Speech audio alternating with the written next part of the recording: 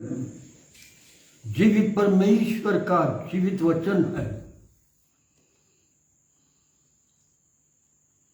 यह सत्यता को मनुष्यों के जीवन में बोता जाता है ताकि लोग सत्यता को जान सके, क्योंकि बाइबल का परमेश्वर प्रभु यीशु मसीह नहीं चाहता कि मेरे लोग नाश हो, परंतु हर कोई बचाया जाए।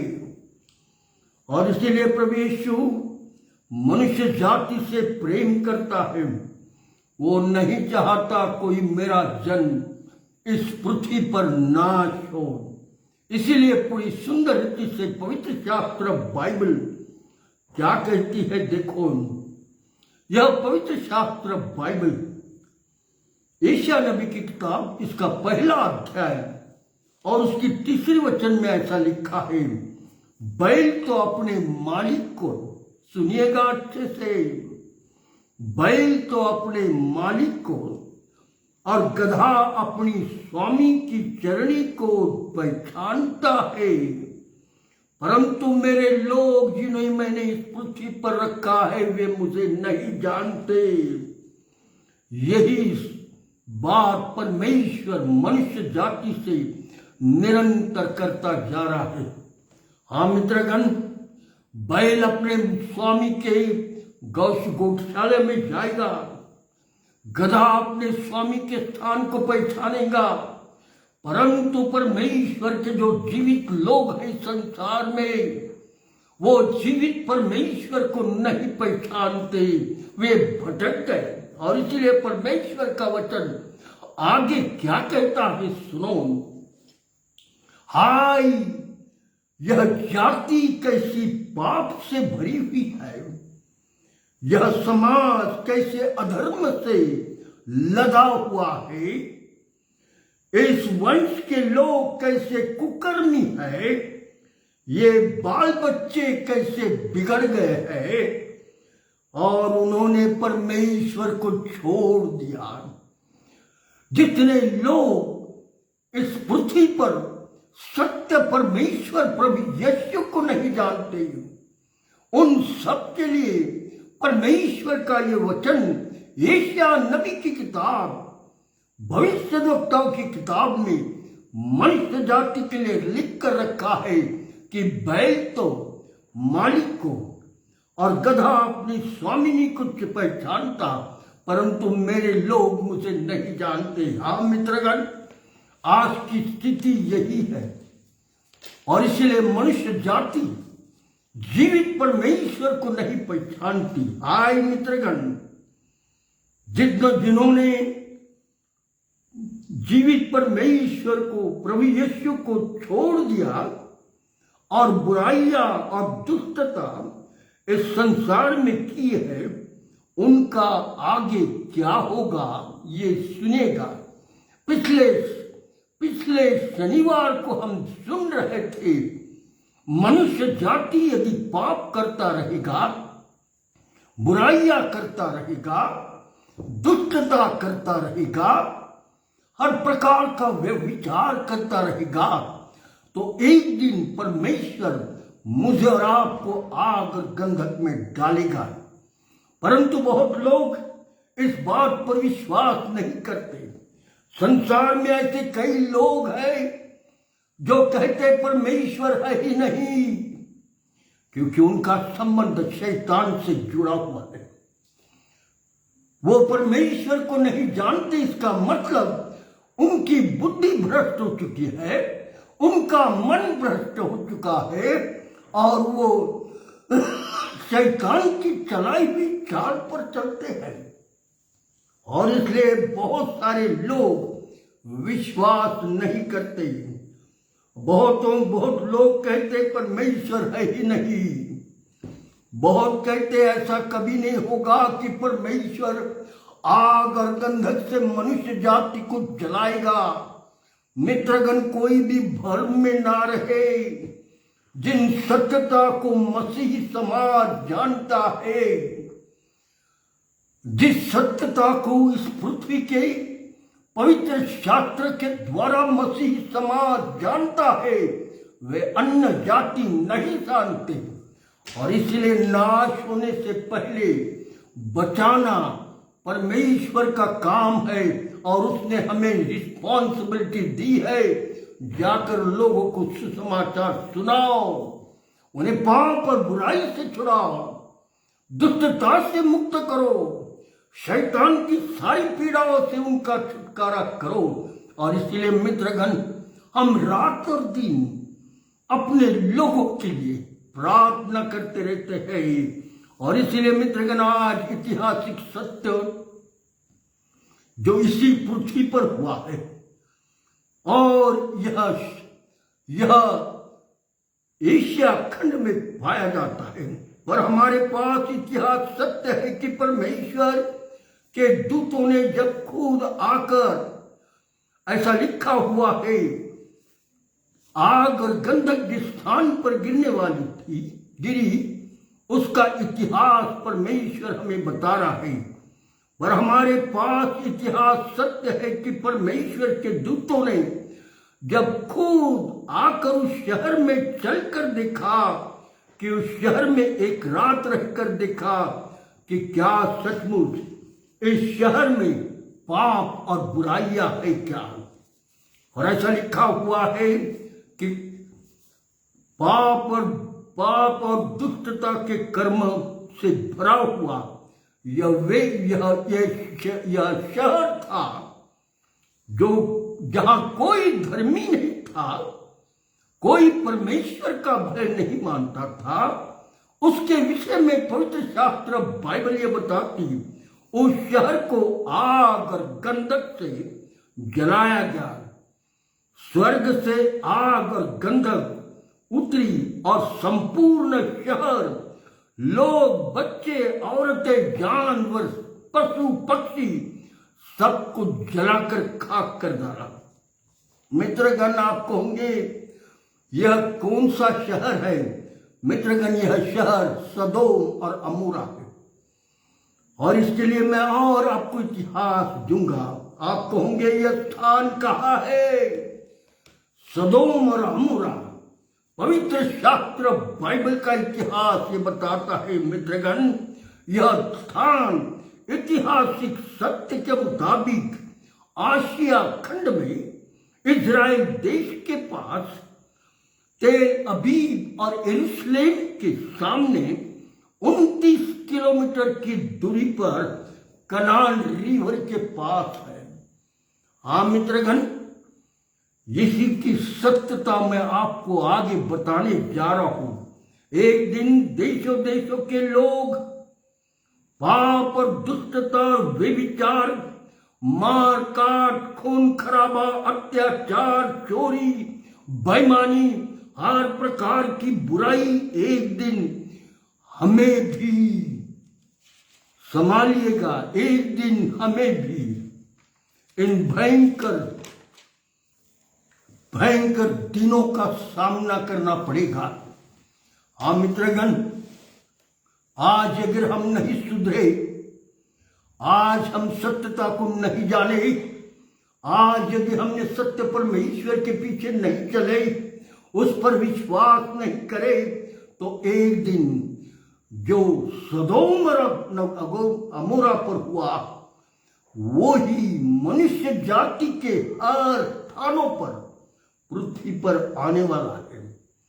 और इसीलिए इस सत्य को समझकर अपने जीवन को जीवित परमेश्वर के हाथ में सौंप दो।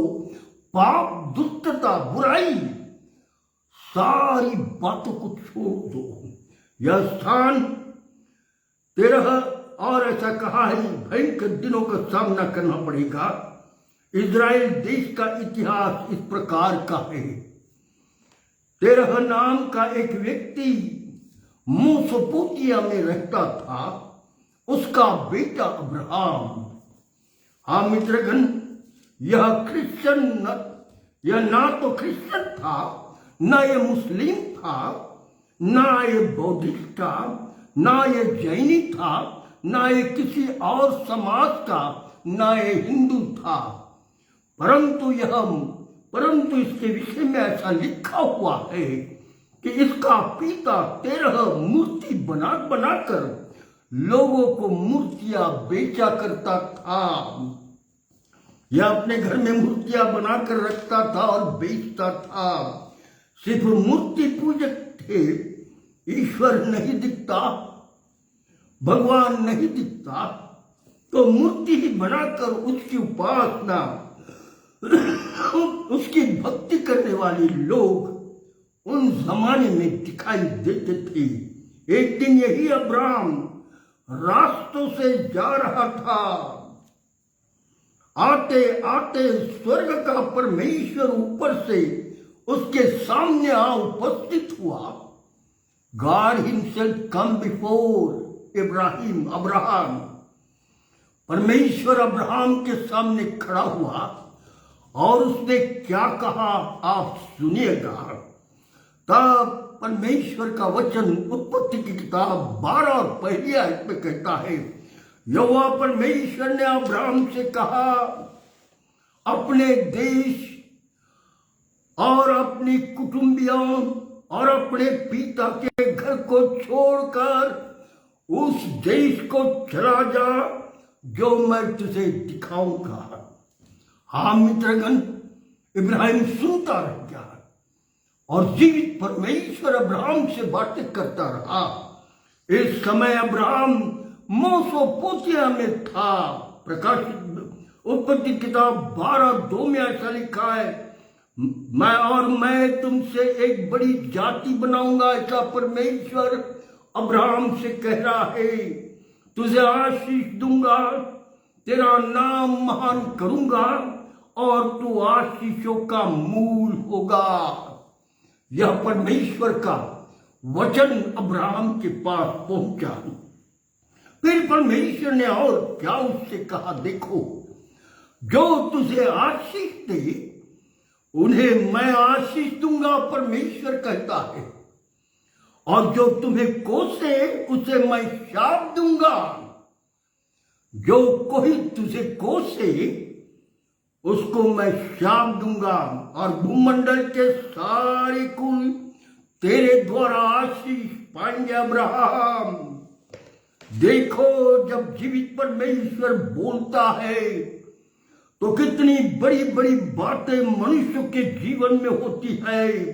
अब्राहम घर आया, और जब घर आया तो अब्राहम ने जब जीवित परमेश्वर का दर्शन पाया हुआ था तो घर के अंदर आते बराबर एक बड़ा लकड़ी ली और उससे सारे घर के अंदर की मूर्तियां तोड़ डाली।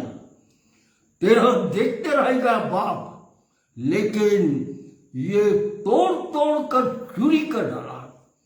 तब बाप ने उससे पूछा, तब उसने कहा, मैं जीवित परमेश्वर को दर्शन पाया, मैं उससे साथ बात की, उसने मुझे बहुत सारी बातें बताई, वो जीवित है।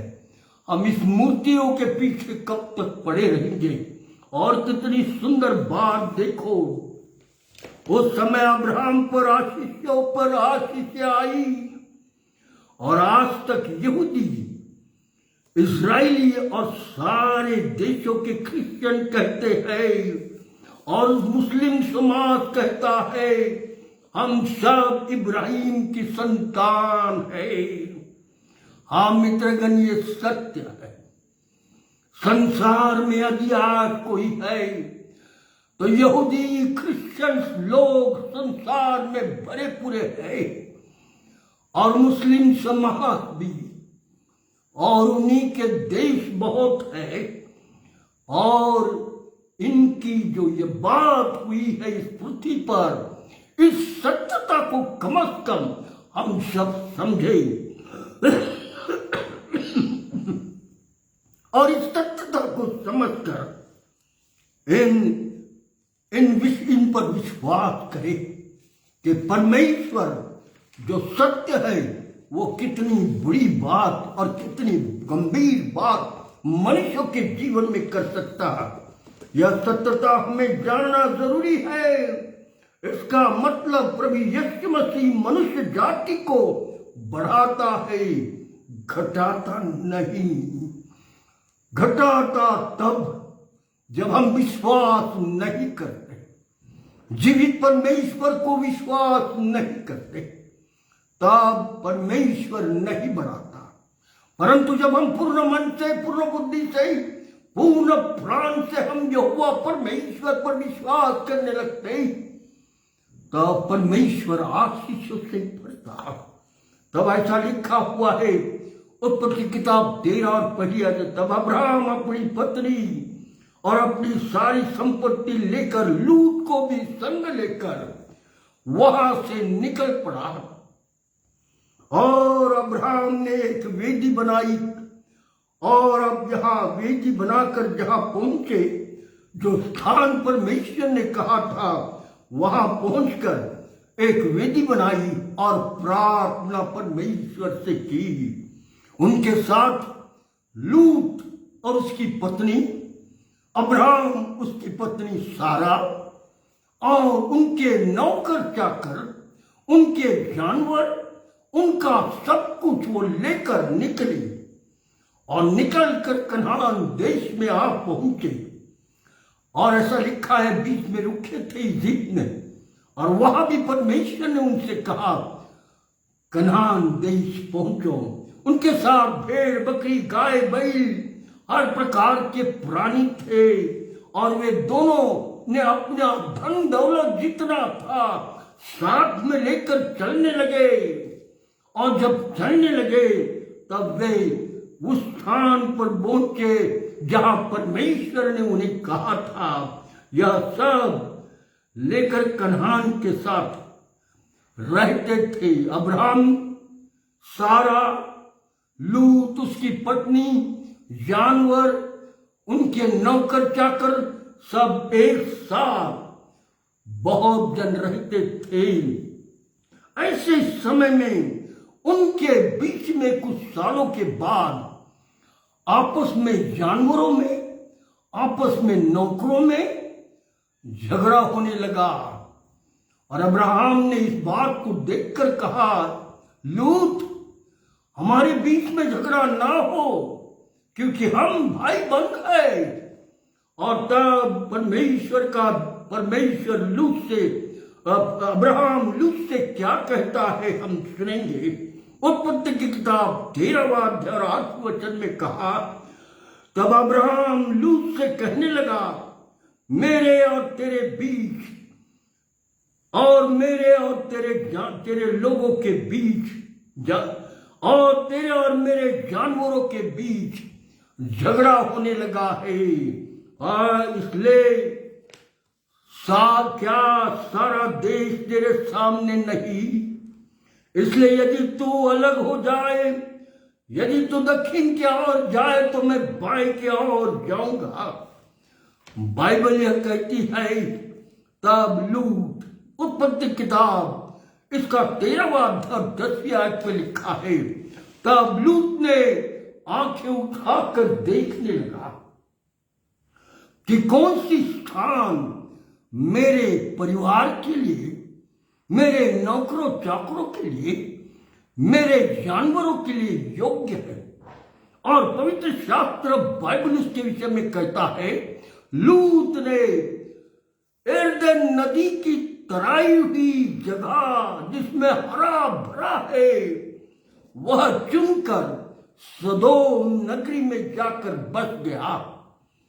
हाय, सारी तराई लूत ने चुनकर चला गया। इस प्रकार एक दूसरे से अलग हो गए। यहां बाइबल का एक वचन बड़ी सुंदर से बोलता है, जो मिलता है पहले करंथियों 15 अध्याय 33वें वचन में, धोखा न खाना, बुरी संगति अच्छे चरित्र को बिगाड़ देती है। ओ लूत को नहीं मालूम था सदोम नगरी की जो लोग है वो कैसे है, और वही जाकर बसा। इसीलिए वचन उसके लिए कहता है, धोखा न खाना, बुरी संगति अच्छे चरित्र को बिगाड़ देती है। मनुष्य जाति आज भी सावधान रहे कि हम किसके साथ रहते हैं, किसकी दोस्ती हमारी है। सावधान, कहीं ऐसा ना हो वो बुरी संगति में रहता और तुम उसके साथ चले जाओ, धोखा होगा। बुरी संगति अच्छे चरित्र को बिगाड़ डालती है।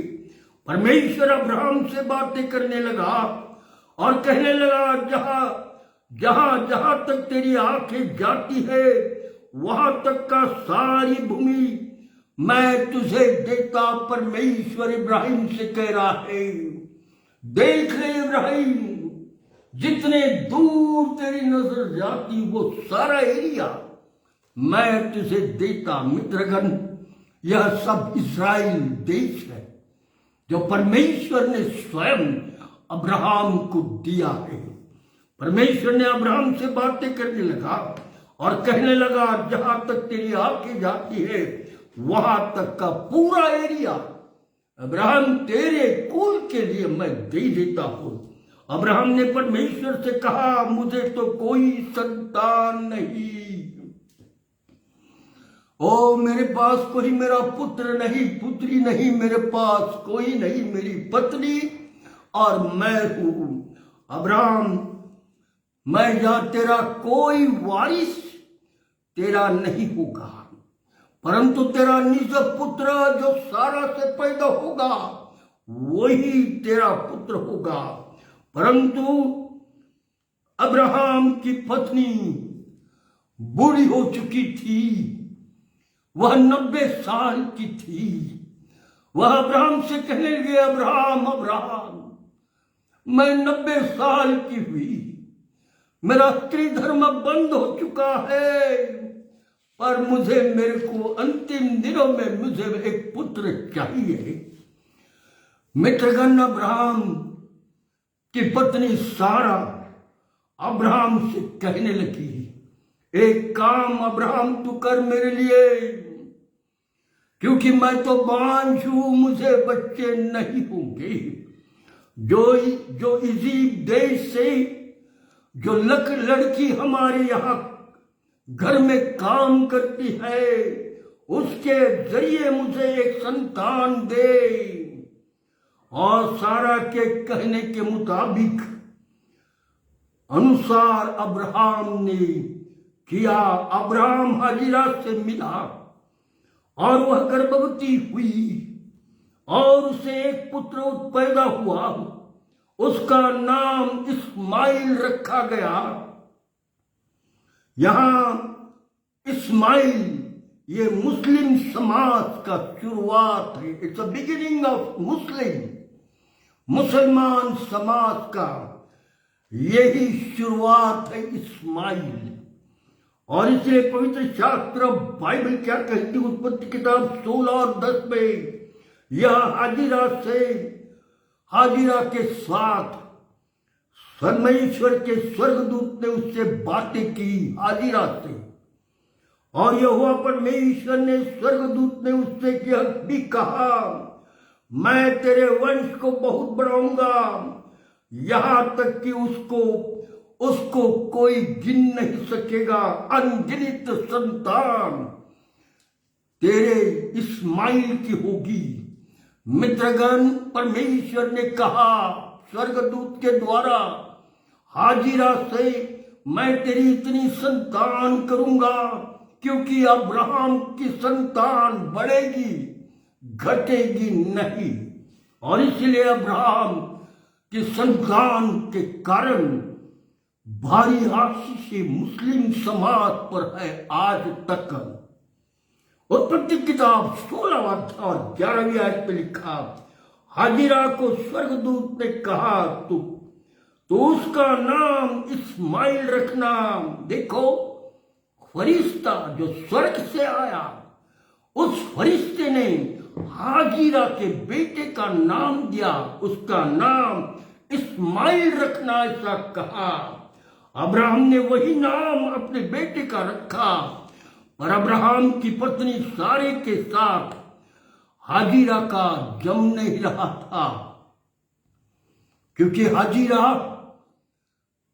अब सारा के ऊपर हावी होने लगी थी। सारा को बुरा बोलने लगी थी।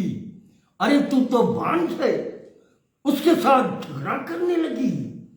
और जब ये बात बढ़ने लगी तब सारा अब्राहम की सारा परेशान हो गई और परेशान होकर कहा, मुझे अब इसके साथ रहना नहीं होगा। परमेश्वर ने अब्राहम से कहा, तू अपनी पत्नी को सारा सारा न कहना, परंतु उसका नाम सारे नहीं कहना, पर उसका नाम सारा होगा। तब ऐसा लिखा हुआ है उत्पत्ति 17 पाठ में, अब्राहम अब तेरा नाम अब्राहम नहीं होगा, तेरा नाम इब्राहिम होगा। यह परमेश्वर ने इब्राहिम से कहा। उत्पत्ति 17 और 16 में परमेश्वर यहोवा कहता है, सारा आशीष और तुझको और तेरे द्वारा एक पुत्र उत्पन्न होगा, और मैं उसको ऐसी आशीष दूंगा कि वह जाति जाति का मूल होगा। मित्रगण, सारा के बेटे के विषय में यहां कहा गया है, अब सारा को बच्चा पैदा होने को समय है, लेकिन पैदा होने से पहले ही परमेश्वर ने अब्राहम से और सारा से कहा, तुझसे एक संतान पैदा होगी। बांझ के समय 90 साल की उम्र में, अब्राहम तू 100 साल का है, तुझे एक बेटा होगा। और ऐसा कहते ही उनको एक बेटा हुआ और उसका नाम इसहाक रखा गया। यह इसहाक के लिए कहा गया है जो यहूदी क्रिश्चियंस अब्राहम के लोग हैं। और ऐसा लिखा है कि परमेश्वर ने इसको आशीष दी इसहाक को। इसहाक कहे बराबर यहूदी इजरायली देश के लोग, इसहाक कहे बराबर सारे संसार के क्रिश्चियन समाज के लोग, ये सब अब्राहम की संतान गिनी जाती है। और इसीलिए पवित्र शास्त्र बाइबल उत्पत्ति की किताब 18 और पहली आयत में कहता है, अब्राहम ममरे के बांज वृक्ष के बीच में धूप के समय तंबू के द्वार पर बैठा था, तब यहोवा परमेश्वर ने उसे दर्शन दिया। हाँ मित्रगण, अब्राहम अपने तंबू के बाहर बैठा था धूप के समय, और जब उसने देखा कि कोई आ रहा है, लिखा हुआ है मती उत्पत्ति इसका 18वां अध्याय दूसरी आयत में, उसने आंख उठाकर देखा तो क्या दिखता है, 3 पुरुष उसके सामने आ खड़े हुए। अब्राहम ने उन्हें देखा और दौड़कर जाकर उन्हें दंडवत किया और कहा, मेरे घर प्रभु चलो। वो उनको वेलकम करने लगा और अपने तंबू के सामने झाड़ी में बिठाया उनको हाथ धोने पैर धोने के लिए पानी दिया और अब्राहम उनकी सेवा करने लगा। घर के अंदर जाके कहने लगा, तुरंत उत्तम पकवान बनाओ। खाना पकाया गया। खाना पकाने के बाद खाना खाया गया और खाना खाने के बाद ऐसा लिखा हुआ है, परमेश्वर का वचन कहता है, वे पूछने लगे मेहमान लोग जितने वहां आए थे, अब्राहम तेरी पत्नी सारा कहाँ है? अब्राहम ने कहा, वह तो तंबू में है।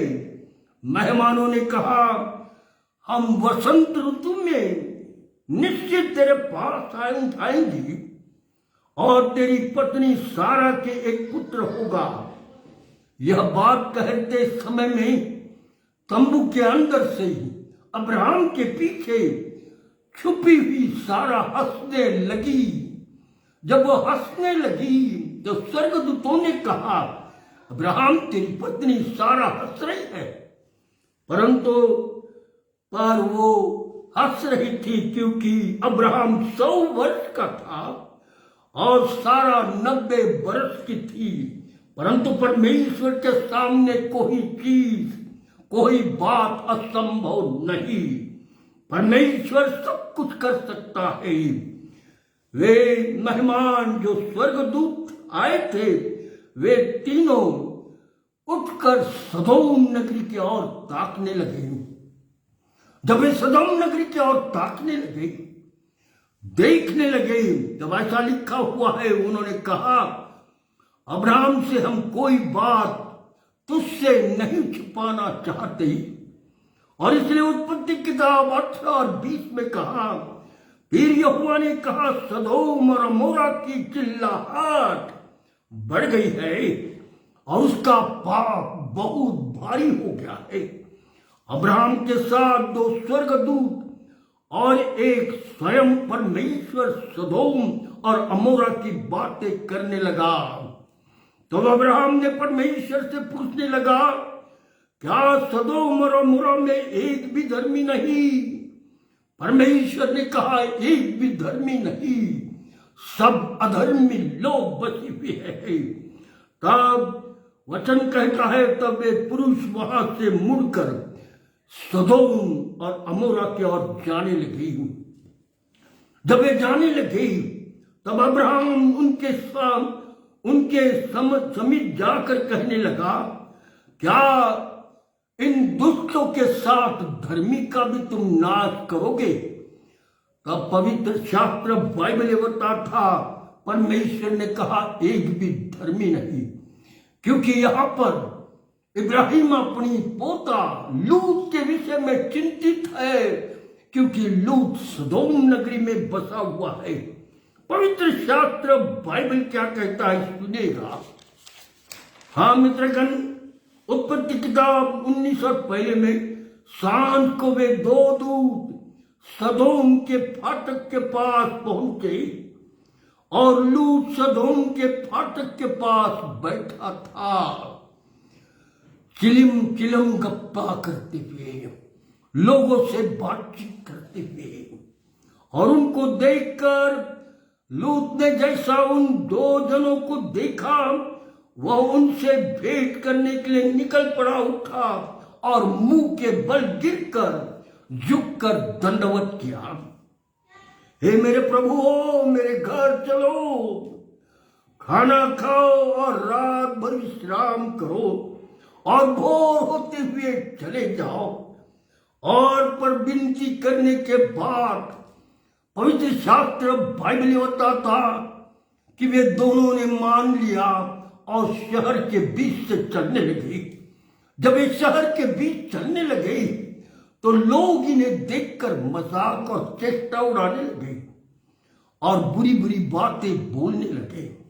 और ऐसा लिखा हुआ है, उन वहां चले गए और उनके खाना पीना हो गया, और खाना पीना होने के बाद सोने की तैयारी हो रही थी।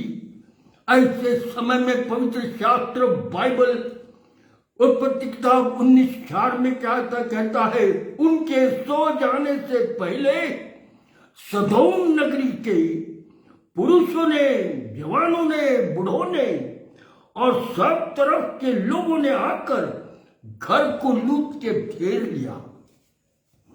हाँ मित्रगण, लूट के संपूर्ण घर को घेर लिया। और ऐसा लिखा हुआ है उत्पत्ति 19 और 5 में, और लूत को पुकार कर कहने रहे थे, जो पुरुष आज रात को तेरे पास आए हुए हैं, उन्हें हमारे पास बाहर ले आ। हम उनको हमारे पास बाहर ले आ कि हम उनके साथ भोग करेंगे। मित्रगण, स्पष्ट शब्दों में पवित्र शास्त्र में लिखा है, भोग करेंगे, दुष्टता करेंगे, पाप करेंगे, और उन दोनों को हमारे पास बाहर ला। ऐसे कहने वाला सदोम अमोरा का गांव लोग पापों से भरे थे। तब पवित्र शास्त्र बाइबल क्या बोलता है 19 और 6 में, तब लूत उनके पास दौड़ के बाहर आया और गिड़गिड़ाकर विनती करने लगा, हे भाइयों बंधो, ऐसा ना करो, ऐसा ना करो, ये मेरे घर आए हुए मेरे पाहुन है। परंतु अगर तुम्हें ऐसा ही है तो मेरी 2 बेटियां हैं जिन्होंने अभी तक किसी का मुंह मनुष्य का नहीं देखा, मैं उनको तेरे पास देता हूं। तुम्हें जो लगता है वो कर लो। पाप, दुष्टता, बुराई, व्यभिचार मनुष्य के अंदर भरा हुआ था। सबूत के साथ स्वर्गदूतों ने देख लिया और परमेश्वर ने देख लिया। तब लूत वहां पर उस पुरुषों से कहने लगा, क्योंकि वे मेरे घर मेरे छत के नीचे आए हैं, उन्हें कुछ ना कहो। परंतु लोगों ने नहीं सुना। लूत को धक्का मुक्की करने लगे, किवाड़ तोड़ने के लिए करने लगे। तब अंदर जो लूत जो 2 स्वर्गदूत बैठे थे, उन्होंने किवाड़ खोला और लूत को हाथ पकड़ के अंदर किया और दोनों स्वर्गदूत बाहर आए और बाहर आकर खड़े हुए और उन्होंने कहा, क्या छोटे, क्या बड़े, क्या जवान, जितने वहां आजू बाजू घर में थे लूत के, जो बुराई करना चाह रहे थे, उनको अंधा कर डाला। वे लोग ढूंढने लगे पर उन्हें दरवाजा नहीं मिला, क्योंकि यह पाप और बुराई करने वाले लोग संसार में बसे हुए हैं। उन अतिथियों ने लूत से पूछा, तेरा यहाँ कौन कौन है सदोम में? जल्दी जल्दी कर उन्हें लेकर चल, क्योंकि पाप फटने से पहले स्वर्ग से आग और गंधक गिरने वाली है। मत्ती की सुसमाचार 19 उत्पत्ति उसका 19 और 15 में जब पाप फटने लगी, तब दूतों ने लूत से कहा, जल्दी कर, उठ, तैयारी कर, चलना है। परंतु लूत धीरे धीरे करने लगा और जब देखा स्वर्गदूतों ने कि ये लूत भी धीरे कर रहा है, तो उसने तुरंत लूत के, उनके बेटियों के और पत्नी का हाथ पकड़ा और उन्हें घर से बाहर निकालकर पूरे रीति से बाहर लेकर गए। जब वे दूर चले गए तब स्वर्गदूतों ने उनसे कहा, लूत जल्दी दौड़ जा उस गांव में छोटे से, देख आग गिरेगी अभी थोड़ी देर के बाद। और लूत दौड़ता रहा और जैसी आग गिरने लगी तो लूत की पत्नी ने पीछे मुड़कर सदोम नगरी की ओर देखा और जैसा ही देखा नमक का खाम बन गई। हाँ मित्रगण, परमेश्वर की आज्ञा ना तोड़ो। जब आगे देखने के लिए कहा है, आगे देखते चलो परमेश्वर की दया और प्रेम को। आगे देखते चलो, स्वर्गीय परमेश्वर ने मनुष्य जाति के पाप के लिए क्रूस पर जान दिया, उसके और देखते चलो। पीछे मुड़ोगे तो नमक का खाम तो नहीं, मृत्यु और दंड होगा। और इसलिए पवित्र शास्त्र बाइबल मनुष्य जाति से इन अंतिम दिनों में स्पष्टता से बातें इसलिए करना चाहता है कि समय थोड़ा है। मित्रगण, सदोम और अमोरा आग और गंधक आई। पवित्र शास्त्र बाइबल बताता, सारे सदोम का इतना एरिया, मनुष्य जाति, स्त्री जाति, बच्चे, जानवर, वनस्पति, पशु पक्षी आग से जला डाले गए। आग और गंधक। पवित्र शास्त्र बाइबल बताता, जब अब्राहम अपने स्थानों पर ममरे के बांझ के वृक्ष में था, सवेरे उठकर सदोम की ओर देखने लगा तो क्या देखता? आग और गंधक ने सदोम नगरी को नाश कर दिया।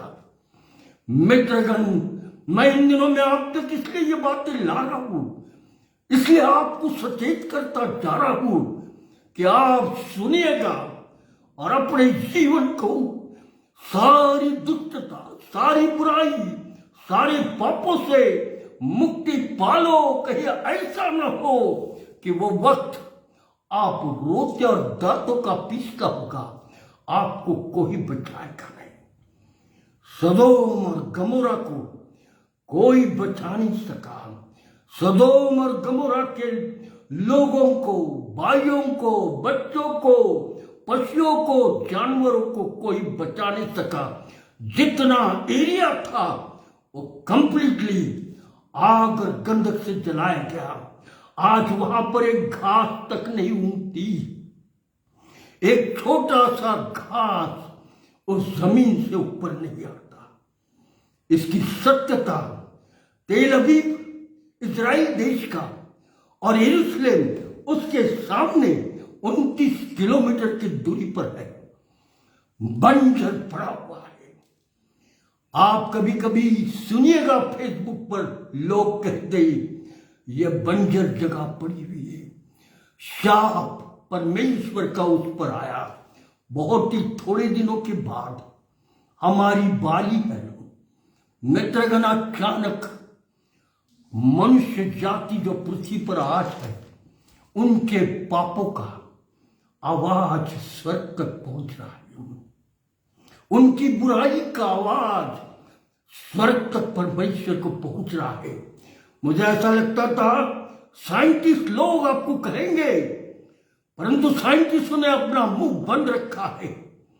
मुझे ऐसा लगता था इतिहासकार के लोग आपको बताएंगे, अपना मुंह बंद रखा है, क्योंकि सत्यता प्रभु के लोगों को आप तक देना है, क्योंकि साइंटिस्टों को यह सत्यता मालूम है। और इसलिए मित्रगण, इन अंतिम दिनों में सावधान, अपना जीवन जीवित परमेश्वर के हाथ में सौंप दो। वो वक्त दूर नहीं कहीं हमारा नाश हो जाए। और इसलिए प्रभु यीशु मसीह पर विश्वास करो, पश्चाताप करो, अपने गुनाह और पापों के लिए रो और प्रभु से कहो, मुझ पापी पर दया कर प्रभु। ओ मैंने सत्यता सुनकर भी तेरी आवाज को नहीं सुना था, परंतु आज प्रभु तेरा वचन मुझसे बातचीत कर रहा है। ओ ये मैं निश्चित जानता कि अंत के दिन में नाश होने वाले हैं। मुझे आज बचा ले। हाँ मित्रगण, आज दया का परमेश्वर, प्रेम करने वाला परमेश्वर आपकी और मेरी सहायता करने के लिए तैयार है। कल अनुग्रह न होगा, दया नहीं होगी, परंतु निरंतर नाश ही हमारे जीवन में आएगा। मैं और मेरे पासवान, मेरे भारत देश के हर पास्टर लोग, भारत देश के एक एक व्यक्ति के लिए प्रार्थना कर रहे हैं, प्रभु मेरे देश के लोगों को तू बचा, उनकी आंखों को खोल, उनकी बुद्धि को खोल, ताकि वे सत्य को जाने, सत्य को पढ़े और सत्य परमेश्वर पर विश्वास करें। मित्रगण, वचन तो मैंने दे दिया, अब आपके हाथ में है। आप जो भी करना चाहते हो वो करिए। प्रभु आपको आशीष दे।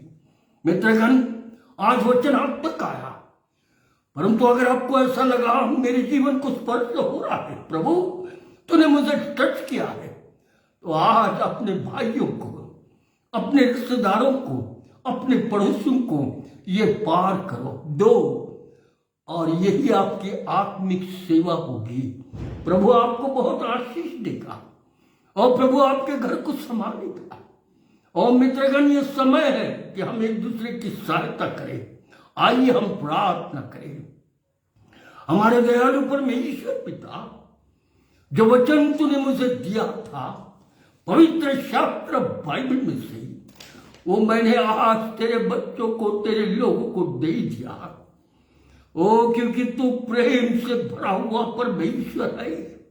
मनुष्य जाति का नाश तू देख नहीं सकता, इसीलिए प्रभु तूने अपना प्राण क्रूस पर देकर हम पापियों के लिए उद्धार का मार्ग तैयार किया है। प्रभु हम तुझे जाने, तेरे साथ चले, तुझ पर विश्वास करें। यदि आज सुनने वालों में से कोई दुखी है, कोई परेशान है, कोई बीमार है, तो प्रभु आज तू उनका समाचार ले, उनके सारे दुखों को दूर कर। यदि कोई बीमार है तो अपना सीधा हाथ लगा प्रभु यीशु और उन्हें स्पर्श कर और चंगाई दे, यीशु प्रभु के नाम से। आमीन आमीन। धन्यवाद धन्यवाद।